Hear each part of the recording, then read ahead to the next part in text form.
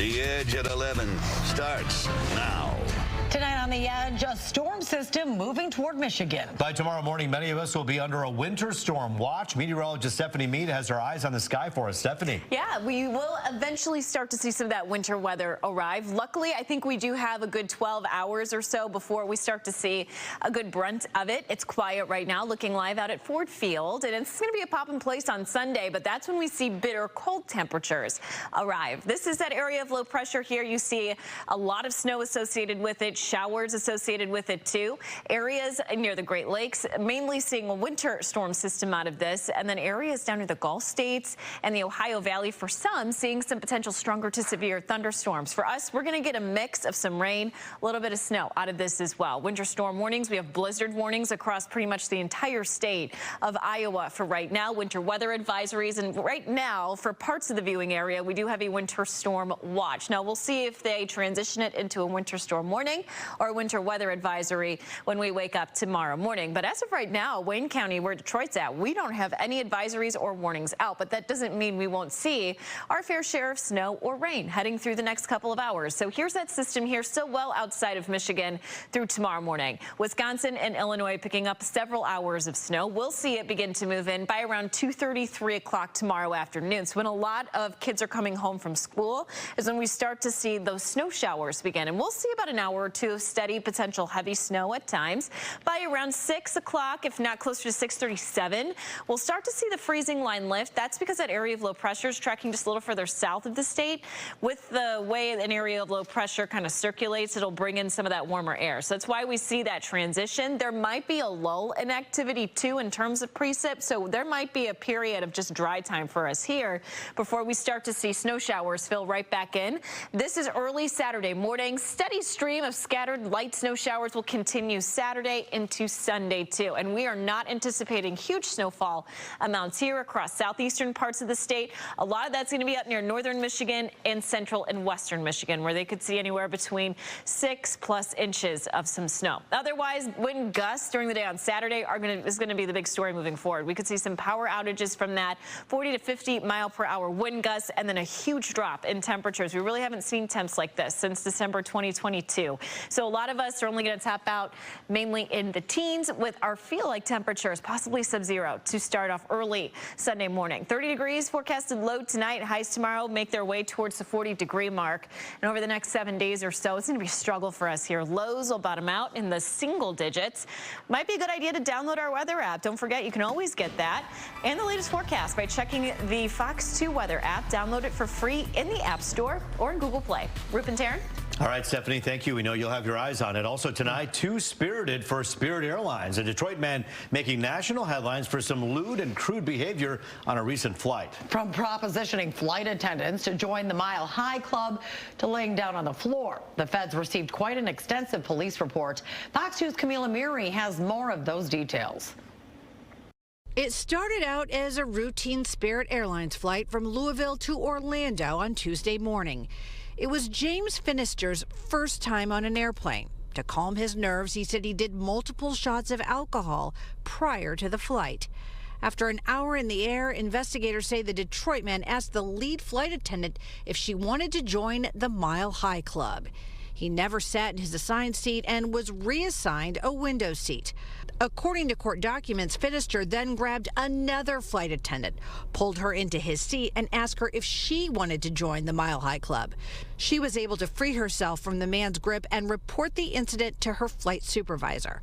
Finister also allegedly asked the flight attendant multiple questions about the aircraft cockpit, including questions relating to entering the cockpit. At one point, investigators say the man laid down on the floor of his seat after being moved a third time by flight attendants due to his disruptive and intimidating behavior. However, Finister tells the story very differently. He spoke to the Daily Beast and said things got off to a good start. He said when he first boarded the plane, he made a joke asking, "This one of those Mile High flights?" He says they laughed, put him by the window because it was his first time flying, and that he fell asleep for 2 hours. We tried contacting Finister, but we have not heard back from him. In Detroit, Camila Miri on The Edge. Well, after several changes, what's old is new again. The North American International Auto Show is moving back to January. Tonight, organizers confirmed that the show will return in 2025, with the public show starting 1 year from tonight. Here's Fox News' Lauren Edwards with more. We're very, very excited to get back to our roots in January. The North American International Auto Show revving up to return to its usual time slot, the winter. The show's co-chair Todd Zott says it's scheduled for January 10th through the 20th, 2025. We've tried a few things over the last few years, and what the customers have been telling us is, you know, we love the January show. It was tradition. We knew when it was. The last time it was in January was in 2019. Then in 2020, it was canceled due to the pandemic. The following years, 2021 to 2023, the beloved show was held in September, which impacted attendance. Obviously, last year, you know, we were battling with a UAW strike that had just launched. That certainly didn't help. But now they're moving back to January, where they're expecting to see a boost in foot traffic. I mean, it's good for Detroit. You know, obviously, it's a slow period of time for hotels and restaurants. We love to bring people downtown for, you know, for our premier event for the industry. I love the auto show. Having Central here now for 8 years, the economic impact of the auto show is very significant. Dennis Archer Jr. owns Central Kitchen and Bar in downtown Detroit near Huntington Place. He applauds the event moving back to January. It's good for business, he says. Got to remember, particularly as you talk about perhaps the month of January, in hospitality really around the world, unless you're in a city like New York or Miami or LA, but in average city USA, after New Year's Eve, it slows down for a couple months. It's cold outside, he says, and people don't go out. But the auto show encourages folks to put on the hat, scarf, and gloves and see the cars they dream of and hang out downtown. Ultimately, you know, we get more people down there, more people can enjoy it, more people are available in January, and yeah, back to our roots. Now, two important things to remember. This year's 2024, there will be no auto show this year, but next year, 2025, from January 10th to the 20th is when the auto show will be taking place, and the doors open to the public on the 11th. I'm Lauren Edwards on The Edge. A Detroit police captain demoted. This after he was arrested for domestic violence. Captain Scott Hall was arrested in Birmingham last week and then charged the next day with a misdemeanor. And when the department was notified, Hall was demoted from captain to lieutenant. Those domestic violence charges, though, that's not very becoming of a police officer. Well, you know, we got to see what the facts and the findings are, and those are serious allegations. And our prayers, you know, goes out to Officer Hall, and hopefully we can get the right person for the job that can step in the capacity of captain. Hall was only recently promoted to captain a few months ago. Also tonight, it's a tragic murder we first told you about last night on The Edge. A domestic violence survivor who worked to support other abuse survivors is found dead in her Westland home. Her husband, a Detroit rapper, turned himself in for her murder. And tonight, we're hearing from Kelly May's daughter, who found her mom's lifeless body. She had more than 12 stab wounds.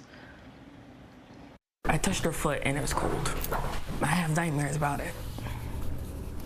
So every time I fall asleep, I see it. Even when they did fight in front of us, he would walk away. The one time we're not there, he took her life like it was nothing. It's devastating. You know, everybody loved her. I believe he might have even loved her. I don't know. You know, he seemed like he did.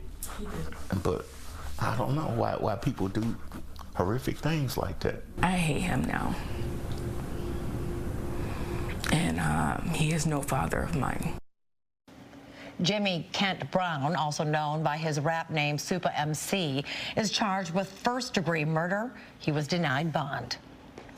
Another loss for former Michigan State football coach Mel Tucker. His appeal in MSU's sexual misconduct and Title IX policy has been denied. This officially closes the investigation. Tucker lost his job when a sexual assault advocate came forward accusing Tucker of touching himself during their phone call in 2022.